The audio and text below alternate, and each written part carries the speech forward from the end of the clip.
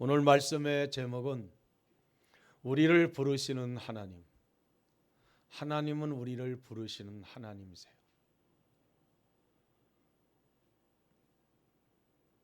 근데 하나님이 사람을 부를 때 어떻게 부르냐면 이름을 부르는 경우가 많이 있어요. 이름은 안 불러도 부르는 경우가 많이 있습니다. 근데 성경 말씀을 보면은 이름을 불러주시는 것이 영상 화면에 나오는 것만이 아니라 여러 곳에서 아주 많이 나오는 걸 볼 수가 있습니다. 하나님이 아담을 부르셨는데 왜 아담을 부르셨을까요? 에덴 동산에서 아담을 부르신 경우가 별로 없어요. 그런데 부르신 것이 한 번 나옵니다. 왜 아담을 부르냐면 아담이 죄를 짓고 도망을 가서 부른 거예요.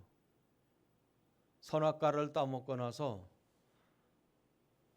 본인 스스로가 마누라를 데리고 도망을 간 거지.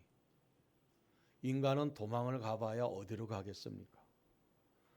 시편의 다윗의 고백을 보면은 바다 끝에 가서 거한다 할지라도 그곳에서도 하나님이 붙으신다는 거예요. 지구촌 밖으로 나간다고, 지구 밖으로 나간다고 해서 하나님을 피해 도망가는 건 아닙니다. 하나님께 잡히게 돼 있습니다.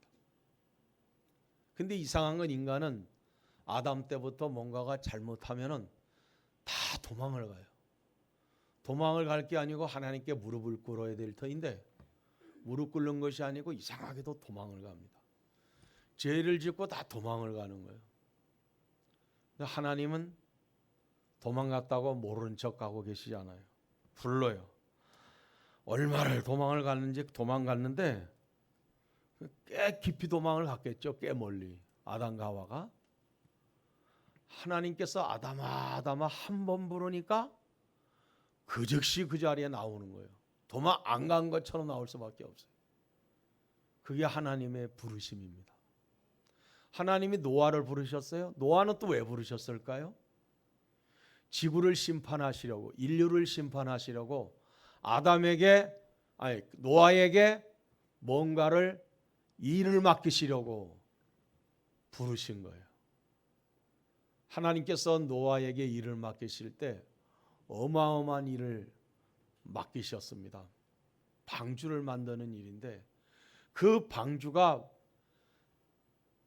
방 3칸에 부엌 하나 있고 욕실 하나 있는 그런 방주가 아니에요. 종류별로 들어갈 수 있는 방주를 만드는데 이게 1-20년에 만들어가지고 만들 일도 아니에요. 그거 만드는 과정이 여러분 성경에 기록은 없지만 얼마나 힘들었을까. 정말 너무너무 힘들었을 거라는 생각을 갖게 되거든. 사람들은 또 보면서 뭐라고 흉을 보고 뭐라고 손가락질을 했겠습니까? 그러나 노아는 하나님의 부름을 받아서 하나님이 무슨 일을 하시려고 하시는지 다 알았기 때문에 흔들리지 않고 한 거예요. 아브라함은 또 왜 부르셨어요? 복 주시려고 부른 거예요. 우리가 알아야 되는 건 하나님은 하나를 가지고 천을 만들고 만을 만들고 억을 만드시는 이가 하나님이세요. 반대로 아무리 억이라 할지라도 그 억을 줄여서 하나를 만들 수도 있습니다. 이것이 바로 하나님의 전능하심입니다. 아브라함 한 사람을 불러가지고 하나님은 이스라엘이라는 거대한 민족을 만드신 거예요.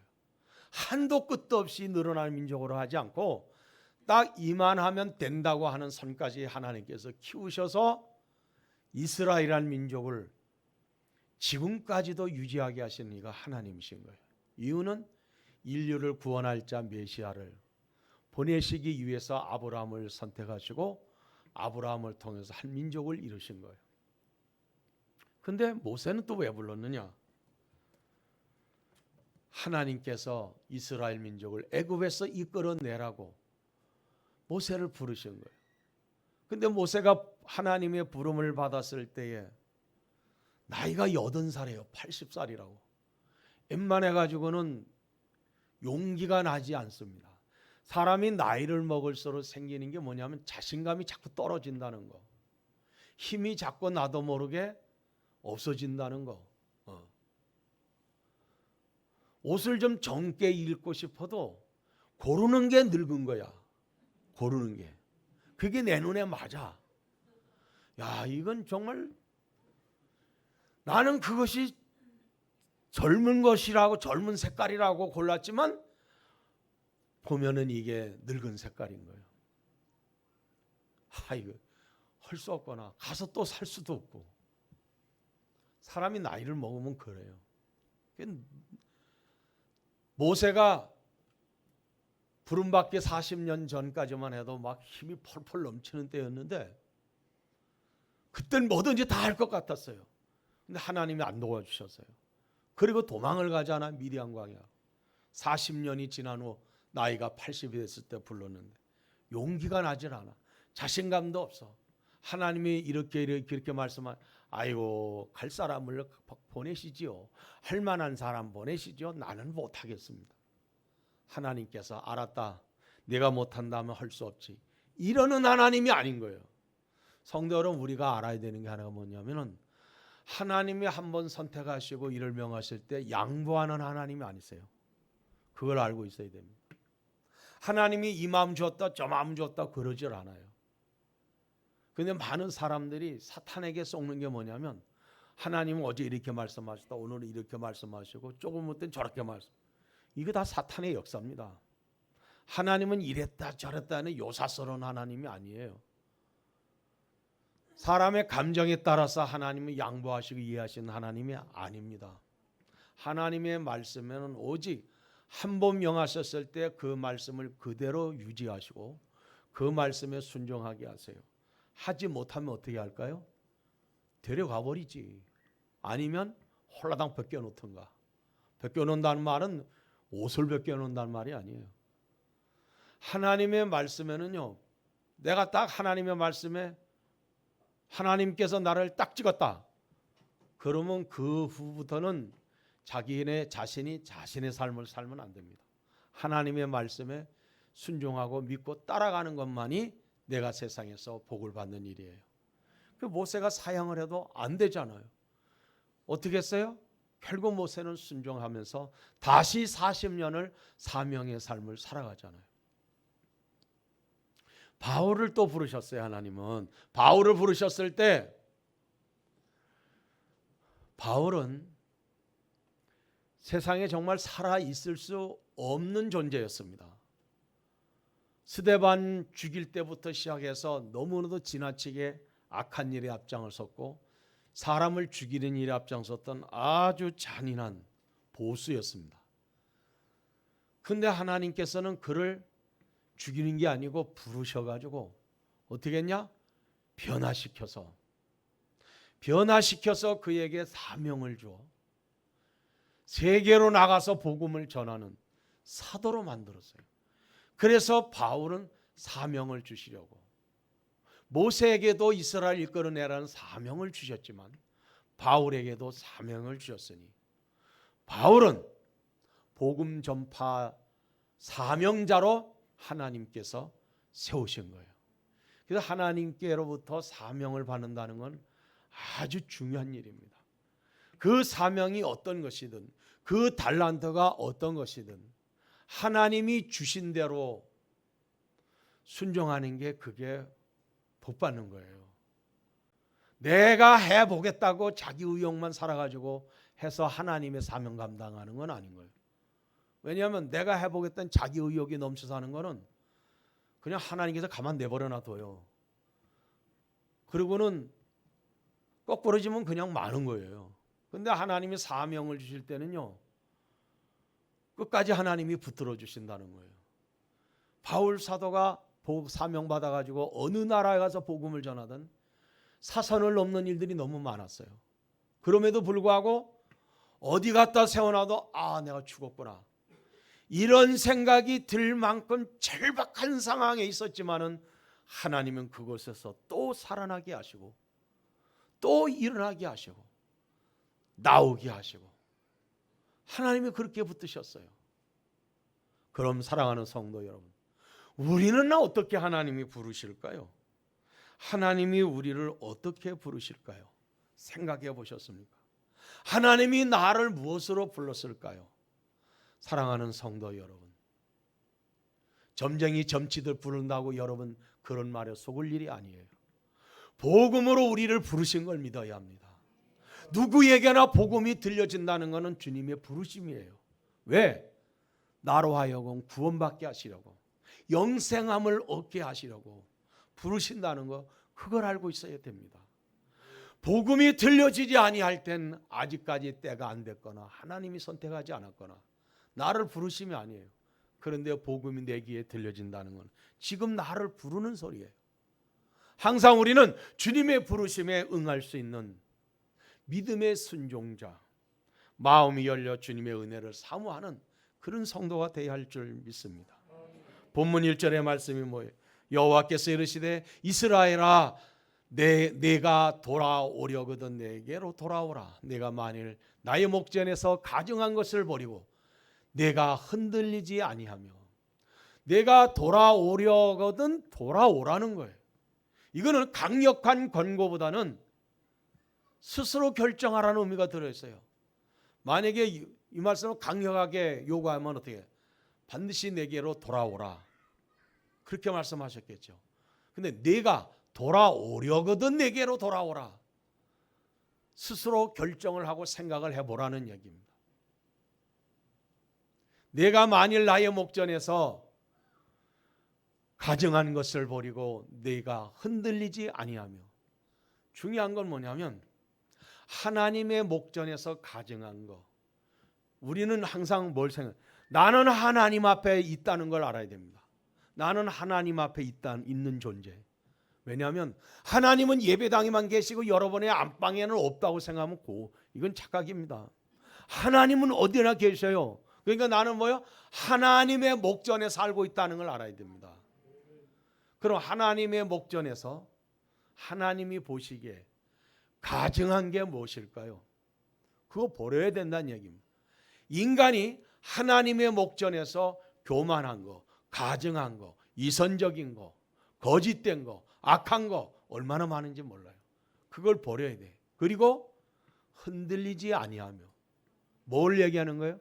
우리의 마음이 흔들리지 않아야 됩니다. 사랑하는 성도 여러분, 믿음의 생활에 흔들리는 것은 심어놓은 나무가 뿌리가 흔들리는 것과 같고, 뿌리가 흔들리는 나무는 태풍이 오면 반드시 넘어지게 돼 있고 어린 몸은 반드시 죽습니다. 왜? 에어가 들어가기 때문에 땅에서 뿌리가 말라 죽는 거예요. 에어가 들어가면 안 돼요. 흔들리면 안 돼요.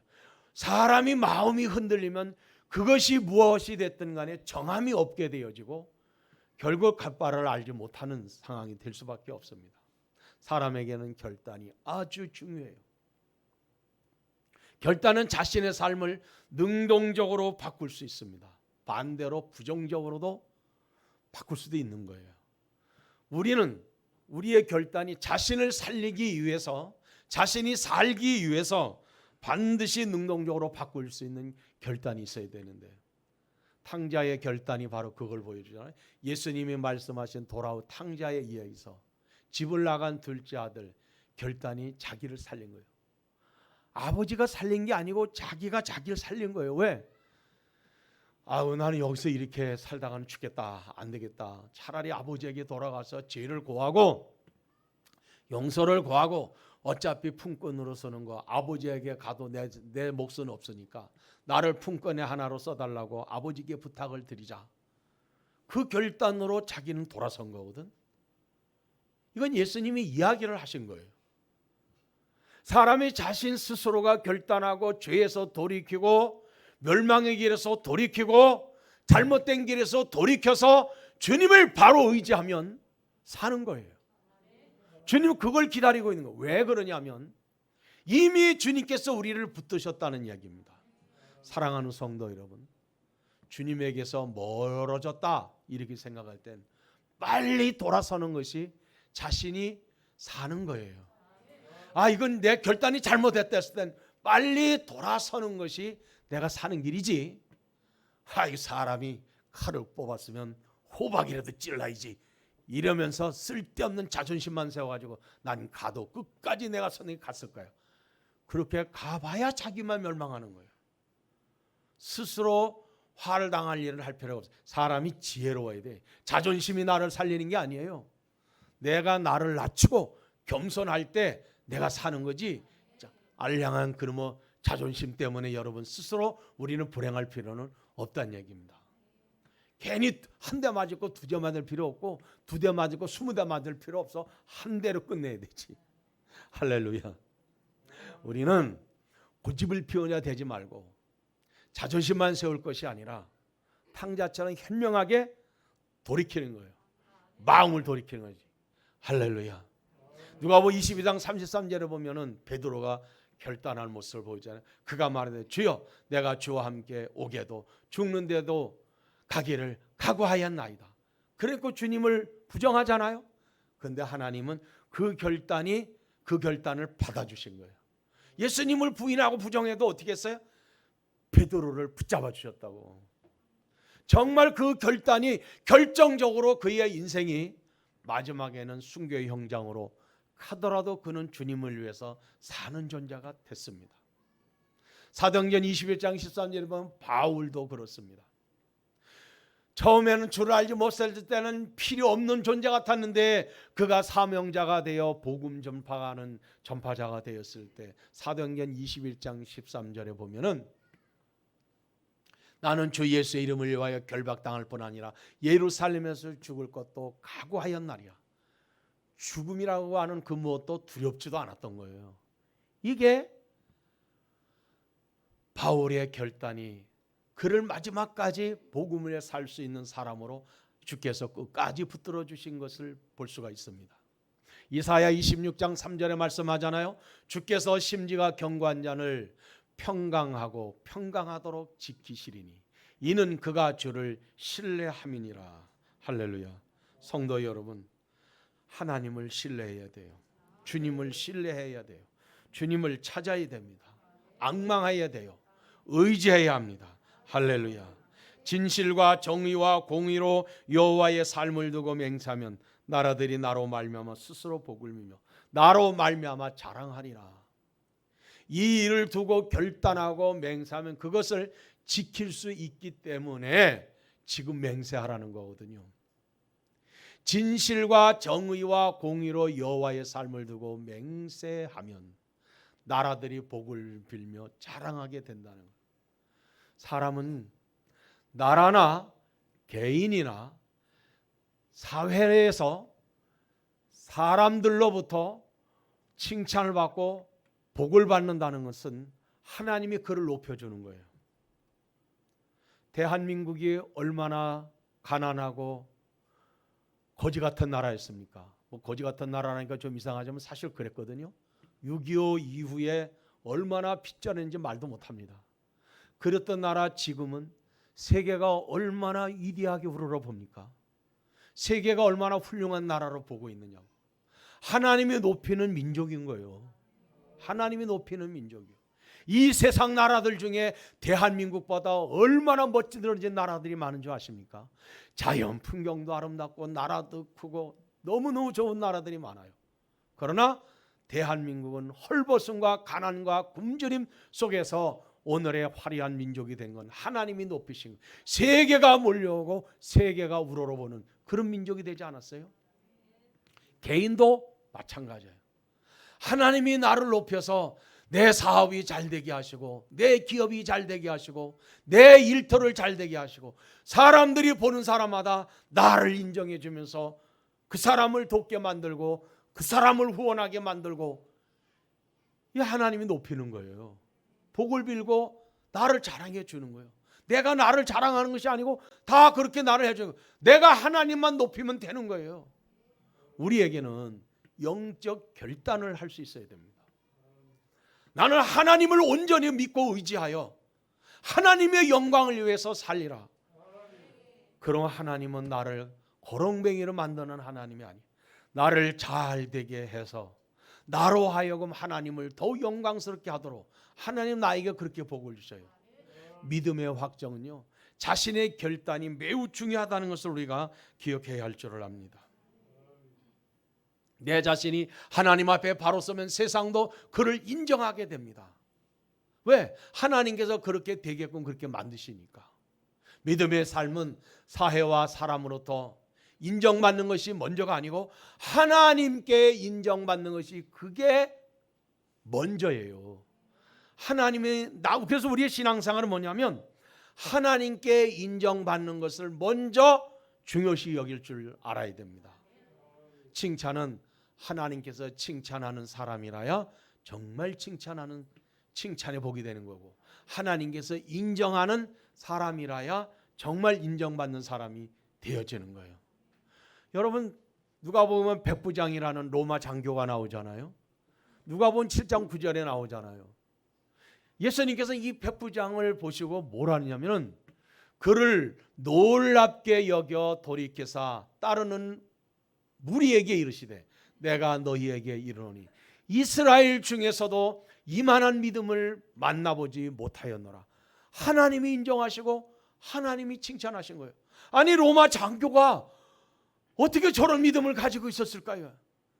주님은 믿음 있는 사람을 찾아보았는데 그런 믿음을 가진 사람이 없었던 거예요.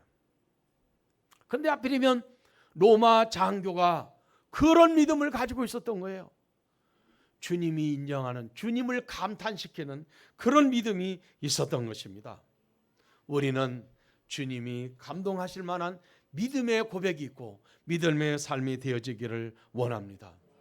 여호와께서 유다와 예루살렘 사람에게 이와 같이 이르노라. 너희 묵은 땅을 갈고 가시덤불에 파종하지 말라. 본문 3절 말씀이잖아요. 하나님께서 유다와 예루살렘 사람에게 이렇게 말씀하신 거예요. 묵은 땅을 갈고 가시덤불에 파종하지 말라는 거예요. 씨앗은 여러분 묵은 땅에 뿌려서 씨앗이 자랄 수가 있는 게 아니고 곡식이 연걸어 갈 수 있는 것이 아닙니다. 가시덤불에 파종해서 자랄 수 있는 것이 아니에요. 묵은 땅에서 나는 게 뭐냐? 가시덤불이에요. 이런 상황 속에서는 아무런 열매도 기대할 수 없다는 얘기입니다. 그러니까 묵은 땅에 파종하지 말라는 거예요. 이 말씀은 비유예요. 사람의 마음은 시대를 막론하고 묵은 땅과 같아요. 왜 그러냐면 묵은 땅이라고 하는 것은 죄로 굳어진 사람의 마음 상태를 말하는 겁니다. 묵은 땅은 죄로 굳어진 마음의 상태예요. 이런 마음의 상태로는 복음이 믿음으로 자랄 수가 없는 거예요.